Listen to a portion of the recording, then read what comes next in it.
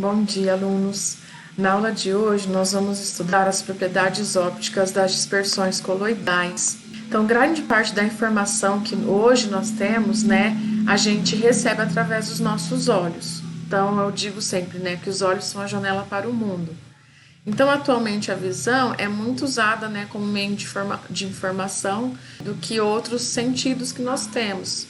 Então, o cinema, a televisão, os computadores, muitas informações nós recebemos através desses dispositivos, que são primordialmente visuais. Além de áudio, nós temos muito a parte da captura visual, que influencia bastante nos sentidos nossos e na obtenção de informações do nosso meio. Quando a gente vai também analisar um resultado, muitas vezes uma imagem fala mais, do que 1000 palavras. Então, eu até entendo quando os meus alunos falam, professora, acho que seria mais legal você colocar um vídeo ou uma foto do que às vezes ficar explicando. Então, nos sistemas coloidais, isso também é muita verdade. Muitas vezes as propriedades ópticas que eles têm dizem muito a respeito de como eles estão compostos microscopicamente também. Bom, e qual que é a importância desse assunto, da questão das propriedades ópticas? Muitas vezes o controle de propriedades de sólidos e líquidos é dado pelas propriedades ópticas, tá? Então aqui tem um exemplo das tintas, vernizes e revestimentos. Uma tinta, por exemplo, vamos pensar numa tinta base d'água para pintura interna e externa da casa.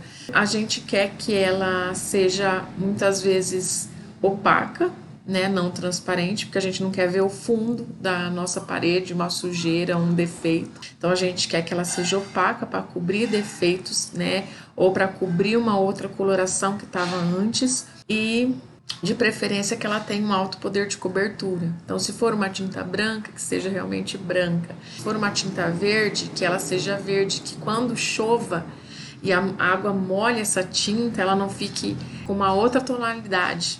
Então, dependendo da qualidade de um produto, as propriedades ópticas vão refletir essa qualidade. Então, no caso, quando eu quero que um produto seja opaco, eu quero que a luz que incida sobre ele, ela seja espalhada e não absorvida.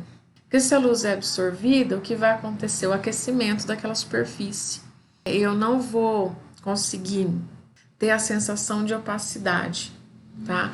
Então, para ser opaco, um material, um revestimento, ele tem que retroespalhar a luz, espalhar e retroespalhar. Então a luz vem em vários sentidos diferentes e volta, e esse retorno da luz para os nossos olhos nos dá a sensação da opacidade.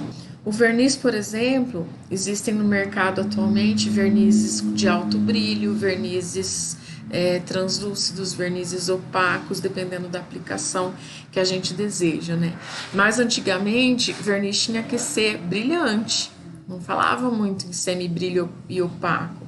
Então, a gente queria um verniz transparente, No caso do verniz transparente, para ter essa questão da transparência, a luz tinha que bater na superfície e praticamente toda ela retornar, mas de forma o quê? De forma no mesmo sentido, sem ser espalhada em sentidos diferentes. Então, muitas características de um produto final numa indústria, eles estão relacionados com essas questões ópticas da matéria. E como que isso vai refletir no nosso dia a dia? Por exemplo, a questão da brancura, da alvura. Existe um termo usado que se chama albedo. Então, muitos programas, até ambientais, falam de como nós devemos aumentar o albedo da terra, a brancura da terra. Para evitar efeito estufa, superaquecimento. Por quê? Quando nós temos uma superfície escura, o fato dela ser escura quer dizer o quê? Que nenhuma luz que colidiu com essa superfície, ela retornou. Então, não houve o processo de reflexão da luz. O que aconteceu com a luz? A luz foi absorvida pela superfície. Então, é uma energia luminosa que foi absorvida e que ela, por ser absorvida, ela vai ser transformada em calor. Então, por isso que superfícies quentes, superfícies escuras, objetos escuros, aquecem com a irradiação solar. Então, existem propostas, programas governamentais para se aumentar o albedo da terra. Então, pintar telhados de edifícios, de empresas, de indústrias de coloração branca, de cor branca, para que a luz que incida sobre esses prédios, essas construções, retorne e não aqueça, não superaqueça o ambiente, né? Então, isso é muito usado em países quentes, como o Brasil, por exemplo. Isso evita o uso muito frequente do ar-condicionado, que traz outras consequências, além de energéticas, mas também para questão de saúde, né? Muitas pessoas têm alergia ao ar-condicionado, muitas pessoas ficam doentes, né? Tá? Então, reflete no nosso dia a dia, vai refletir no nosso conforto, né? Um exemplo, essa questão aí do albedo da terra. Em países frios já existe a proposta, às vezes, de pintar um telhado de escuro para absorver a energia solar e aquecer o ambiente. Também para a questão de evitar o uso de aquecedores.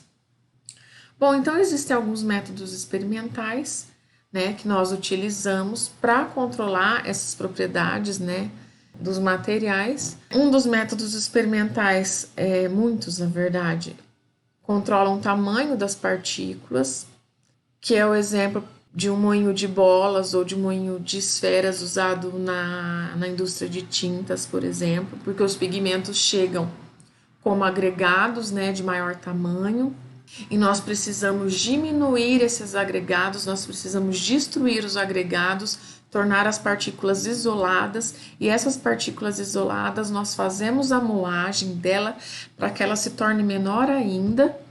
E dessa maneira, isso vai, quando essas partículas forem inseridas nos sistemas coloidais, esses sistemas não vão ser muito instáveis, porque quando eu tenho partículas grandes e aglomerados sem serem desfeitos, existe a possibilidade deles se encontrarem, né, pelos movimentos brownianos e formarem agregados maiores e sedimentarem. O nosso sistema vai ter separação de fases, por exemplo. Então, é necessário a gente usar, né, métodos experimentais, equipamentos para que a gente atinja uma finura necessária de partícula, por exemplo, para atingir microestruturas, nanoestruturas, ok? Bom, quando a luz então atinge, né, uma dispersão coloidal, então vários fenômenos podem acontecer, tá? Então, eu citei alguns anteriormente. Mas a luz, por exemplo, ela pode atravessar o sistema diretamente, parte da luz pode atravessar. Então, imagine, né, que aqui eu tenho uma garrafa, em vez de água for um sistema coloidal, tá? Vamos pensar no leite, por exemplo. Então, parte da luz que incide, ela pode atravessar o sistema diretamente. Parte da luz, ela vai sofrer fenômeno de refração, que é o desvio da luz por um ângulo diferente. Parte da luz vai ser refletida, bater, voltar. Parte da luz vai sofrer espalhamento, então vai se espalhar por diferentes angulações. Parte da luz vai ser absorvida, né, e vai provocar aquecimento. Então, vários fenômenos podem acontecer. Então, nós temos aqui os fenômenos básicos, né, reflexão, refração, interferência, difração, espalhamento, absorção, fluorescência, fosforescência, emissão, e que vão dar características para a matéria. Então, nós vamos ter o brilho, né, cor, iridescência, luminosidade, opacidade, opalescência, transparecência, todas essas propriedades da matéria, né, que estão relacionadas a esses fenômenos ópticos. Então, algumas dessas propriedades ópticas e a medida delas, né, vai ajudar a gente a caracterizar um determinado produto e até moldá-lo da forma de atingir um determinado objetivo na indústria. Então, só voltando lá no exemplo que eu tinha da tinta, então, além de revestir uma superfície e proteger contra intempéries, né, a tinta ela também pode auxiliar na economia de energia, como eu tinha dito, né, em relação lá ao albedo da terra. Então, uma telha pintada de branco vai refletir a luz solar, né, principalmente o infravermelho que provoca o aquecimento. Então, essa questão de pintar o teto de branco pode representar uma economia de cerca de 40% do uso do ar-condicionado no verão. E no verão, só lembrando, né, nos grandes centros, 50% do gasto de energia é devido ao uso do ar-condicionado. ok? Bem, nem todas esses fenômenos básicos nós vamos estudar na disciplina, tá? Eu coloquei alguns aqui que acho que nós vamos citar mais no decorrer da disciplina, que são os fenômenos de absorção, difração, espalhamento e reflexão. Hoje nós vamos falar, né, um pouco de difração, um pouco de espalhamento, tá? Só para vocês terem um pouco de noção, assim, sobre o que é cada um desses. Bom, então só para retomar, quando um feixe de luz atinge um sistema coloidal, né, parte da luz poderá ser absorvida e parte pode sofrer espalhamento. E o restante vai ser transmitido através do sistema sem outras perturbações. Então existe o desenvolvimento de cor, né, quando a luz de certos comprimentos de onda ela é absorvida seletivamente. Então, se todas as cores, por exemplo, são absorvidas por um objeto, né, e nenhuma é refletida, a informação visual que chega para nós é de que esse objeto tem a cor preta, que é a ausência de cor. E quando nenhuma das cores são absorvidas e todas são refletidas, a informação que chega para nossos olhos é da cor branca, né, que significa o conjunto de todas as cores. Igual quando vocês fizeram lá, quando crianças, a experiência do disco de Newton, com as cores do arco-íris que gira e fica branco. Então, só para dar mais um exemplo, para a gente obter a sensação visual da cor vermelha, quer dizer o quê? Que o comprimento de onda relativo à cor vermelha incide sobre um objeto e é refletido, enquanto todos os comprimentos de onda relativos às outras cores do espectro visível são absorvidas pelo objeto. Então, a informação visual que a gente tem é só do que é refletido. Então, se o objeto reflete o vermelho e absorve todas as demais, nós enxergamos o vermelho. Então, vamos começar falando um pouquinho da difração da luz. A difração da luz, ela é sempre resultado de um efeito de organização. Então, ocorre quando a luz vai incidir sobre uma estrutura que ela é ordenada. Isso pode acontecer quando a luz passa por um orifício muito pequeno, ou quando a luz contorna um objeto com o tamanho da ordem de grandeza do seu comprimento de onda, ou em estruturas cristalinas, por exemplo, né, que temos uma repetição de estruturas ordenadas ao longo do espaço.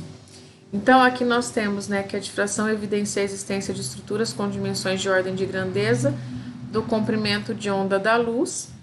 E aqui nós temos um exemplo de estrutura, né, em que a luz batendo, existe aqui ondinhas, né, de difração, que vão dar um resultado como esse aqui, que é um padrão de difração. No microscópio eletrônico de transmissão, por exemplo, existem os padrões de difração quando a gente está analisando o material cristalino, que é um material com estrutura ordenada. Aqui, por exemplo, é uma microscopia eletrônica de varredura de látex, tá? De um látex acrílico, que é o látex usado para a formulação de tinta base d'água. Na nossa primeira aula experimental da disciplina, eu vou trazer para vocês um látex desse tipo, para vocês visualizarem um aspecto macroscópico. Essa foto mostra, essa micrografia mostra o aspecto microscópio, né? Então, vocês conseguem observar todas as esferas, que são as partículas de látex, né? Durante a secagem, elas vão se aproximar, porque elas estão em meio aquoso, elas são insolúveis em meio aquoso, mas estão, né, no meio aquoso. E quando começa a ocorrer a secagem do látex, a água então vai evaporando, essas partículas vão se tornando cada vez mais próximas, né, até que elas ficam assim sobrejustas, né, justapostas umas às outras, e elas formam, tá vendo, andares. Essa estrutura mostra aqui vários andares, né, ordenados dessas partículas, né. Existe um processo de secagem posterior, que é uma maturação dessa secagem do látex, em que essas esferas, elas se empacotam, né, como se fossem amassadas e se tornam hexágonos, né, com uma estrutura onde se guarda o mel pelas abelhas. E existe uma lei, né, de Bragg, que está relacionado aqui com o desvio da luz, com o cálculo da difração, né? Que pode ser aplicado experimentalmente para a gente analisar a difração da luz quando ela incide sobre sistemas diferentes, né? Sistemas coloidais do nosso interesse. E essa mesma lei de Bragg é usada nos microscópios para se calcular os padrões de difração e a difração da luz. Bem, um fenômeno muito importante para fenômeno de superfície é a questão do espalhamento da luz. Então, em um meio contínuo, a luz ela interage com cargas e com dipolos induzidos e permanentes de íons, moléculas e os agregados, sofrendo desvios e redução da sua velocidade de propagação, mesmo sem absorção. Então, não existe um aumento de energia do meio, no caso do espalhamento. No caso do espalhamento, não ocorre aquecimento, como é o caso da absorção. Se eu estou com uma camiseta branca, por exemplo, os comprimentos de luz visível, eles vão todos incidir sobre a camiseta e retornar, vão ser refletidos, nenhum absorvido. Então, eu não sinto aquecimento. Então, essa coloração branca, que é o resultado do equilíbrio de fenômenos de absorção e reflexão. Mas existe a formação da coloração branca em sistemas coloidais que não estão relacionados com os fenômenos de absorção e reflexão, mas que são resultados do espalhamento da luz, tá? Então, existem muitas estruturas que não têm cor, que não têm os processos de absorção e de reflexão, ou que sim, existe uma parcela desses fenômenos, mas que o que prevalece é o espalhamento da luz. Então, ó, uma medida da intensidade da interação entre um campo elétrico de onda luminoso e as cargas e dipolos da matéria é o índice de refração, né, da substância. O índice de refração tem uma relação simples com a constante de elétrica, onde o índice de refração ao quadrado ele é igual à constante de elétrica. Então, o que significa essa relação do índice de refração com a constante de elétrica? Essa relação vai mostrar que existe grande afinidade entre fenômenos ópticos, que estão relacionados ao índice de refração, e fenômenos elétricos, que estão relacionados com a constante de elétrica dos meios. E a polarização vai ser maior quanto maior for o índice de refração e a constante de elétrica. Então, por exemplo, se eu vou comparar uma molécula de benzeno e uma molécula de ciclohexano, qual que vai ter o maior índice de refração? Pense um pouquinho. Não dá para pensar, né? Aula assíncrona. O que vai ter maior índice de refração é a molécula mais polarizável, que vai ser qual? Benzeno ou ciclohexano? Isso eu vou deixar para vocês pensarem. Qual molécula é mais polarizável? Benzeno ou ciclohexano? Qual que vai ter, então, maior índice de refração? Bem, um nítido aspecto turvo associado a muitas dispersões coloidais é a consequência do intenso espalhamento de luz. Então, a urina, por exemplo, nós podemos detectar uma infecção urinária, saber que a gente está com uma infecção através do aspecto visual da urina. Ela sempre tem a cor amarela, mas ela deixa de ser transparente para ser turva no caso de uma infecção, porque as várias partículas de micro-organismos na dispersão são pontos de espalhamento da luz, o que dá o efeito turvo. O mesmo acontece em outras suspensões coloidais, como o látex, por exemplo. Aqui nessa imagem, nós vemos uma representação, né? Então, quando a luz incide sobre a amostra, então, nós temos parte da luz incidente é transmitida e parte da luz incidente ela é espalhada, ela retorna. Só não existe espalhamento da luz num sistema que é perfeitamente homogêneo. A turbidez de material é definido por essa expressão aqui, onde o IT é a intensidade do feixe de luz que é transmitido e o I0 é a intensidade do feixe de luz incidente. Então, existe uma relação de proporção, né, da intensidade da luz que é transmitida pela luz inicial total, pela luz incidente total. Então, é como se 100% de luz eu incidisse e uma parte dessa transmitida. Por exemplo, se só 30% da luz for transmitida, né, atravessar a amostra, então eu tenho aqui 30% vai ser o meu resultado aqui e através disso eu consigo então relacionar com a turbidez da dispersão coloidal. Porque então o que não foi transmitido foi considerado como espalhado, tá? Então se 30% é transmitido, quer dizer que o meu espalhamento é de 70%.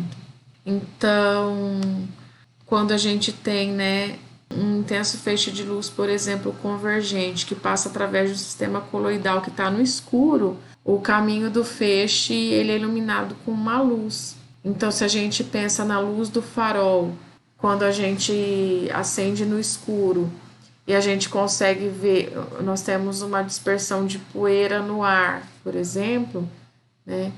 A gente consegue observar o caminho desse feixe.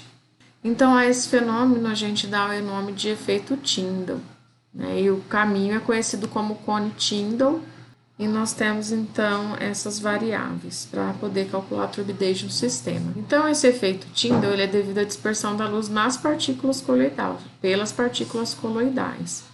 E a gente consegue usar principalmente para distinguir uma solução, um sistema coloidal, de uma solução verdadeira, um sistema homogêneo.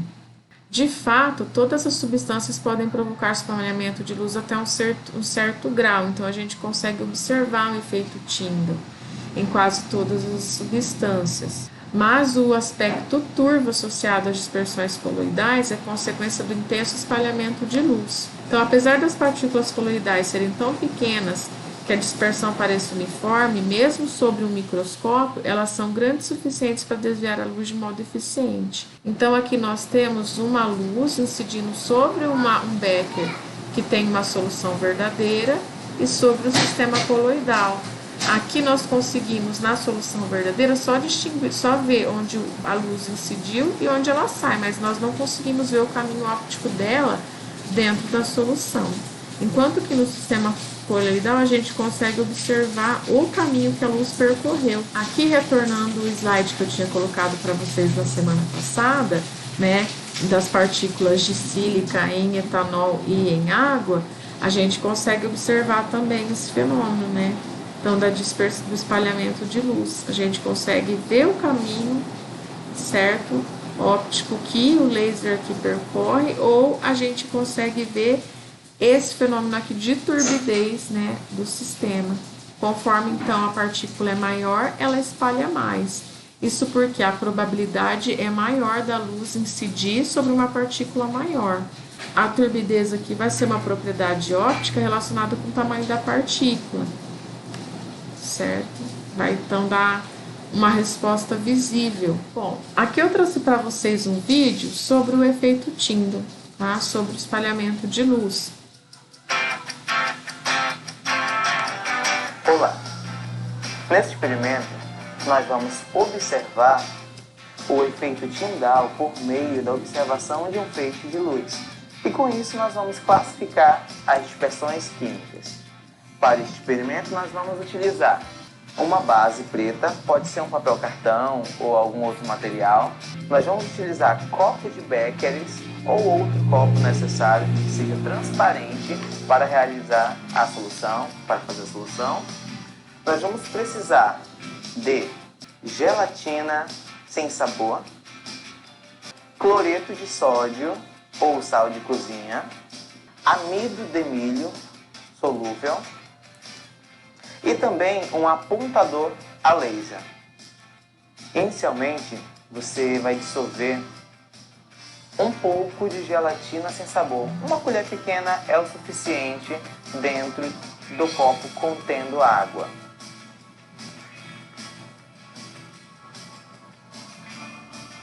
Essa água deve estar morna, aquecida, para que seja mais fácil a solubilização da gelatina sem sabor. Depois, em um novo copo, nós vamos colocar um pouco mais de água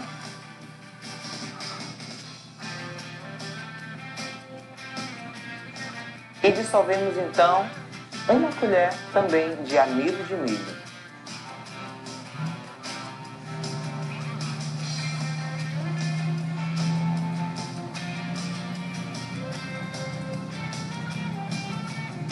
A outra solução nós vamos fazer com cloreto de sódio.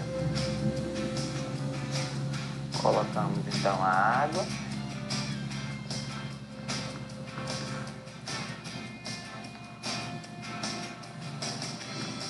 E dissolvemos então o cloreto de sódio.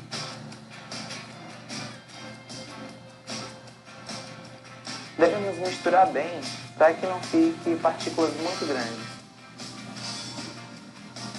Então podemos visualizar aqui as 3 soluções prontas, sendo uma com gelatina sem sabor, outra com amido de milho e a última com sal de cozinha, cloreto de sódio. Nós visualizaremos agora o feixe de luz. Como se comporta o feixe de luz ao atravessar essas soluções? Podemos então dizer qual é a solução verdadeira, qual é a dispersão coloidal ou qual é a suspensão? Vamos verificar. Vamos observar esta primeira solução. Observem o feixe de luz no papel cartão. Aqui você vê fixamente o feixe de luz, correto? Vamos fazê-lo atravessar agora a solução. O que você observa? Você percebe que tem um feixe de luz atravessando o caminho na solução? Vamos visualizar em um outro ângulo. Perceba que tem um longo feixe de luz atravessando toda a solução. Vamos ver o que acontece com o amido de milho.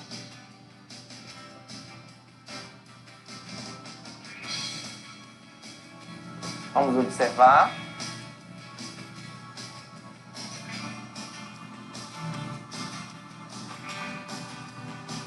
A luz, você pode perceber que não está conseguindo atravessar, não é verdade? Por que a luz não está conseguindo atravessar? Será se essas partículas estão muito grandes ou muito pequenas? Vamos verificar então agora com a solução de cloreto de sódio. Visualizando. Você consegue perceber algum feixe de luz atravessando a solução? Perceba que a luz está aqui no papel cartão, mas está visualizando, atravessando a solução? Não, né? Então, o que podemos concluir com isso? Vamos colocar agora 2 soluções, uma ao lado da outra.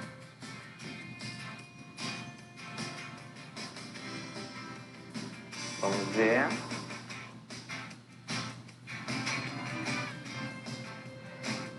Perceba que na solução contendo a gelatina você visualiza o feixe e na solução contendo cloreto de sódio você não está vendo o feixe de luz. Mas ainda assim o papel cartão está atravessando as 2 soluções. Como podem perceber. Então, o que você poderia concluir com isso? Qual então será a solução verdadeira? Qual a dispersão coloidal? E qual é a suspensão? E como tarefa, em relação a essa primeira parte da aula de hoje, eu vou pedir para vocês lerem o capítulo 3 do livro do Shaw e o capítulo 2 do livro do Rangel, que estão disponibilizados na plataforma Moodle. Ambos falam de propriedades ópticas de sistemas coloidais. E vou pedir para vocês fazerem o Kahoot sobre dispersões coloidais, que a professora havia preparado na aula anterior, mas que não deu tempo de fazer na aula assíncrona, tá? Então, eu vi que tem uma maneira de disponibilizar de forma assíncrona a atividade. Aí eu vou deixar mais informações no Moodle para vocês. Vocês terão uma semana para responder o Kahoot e no final será gerado um relatório de todos os alunos, tá? Quem responder mais questões corretas no menor tempo vai receber uma notinha extra. Então, pessoal, bom estudo para vocês e até a próxima aula.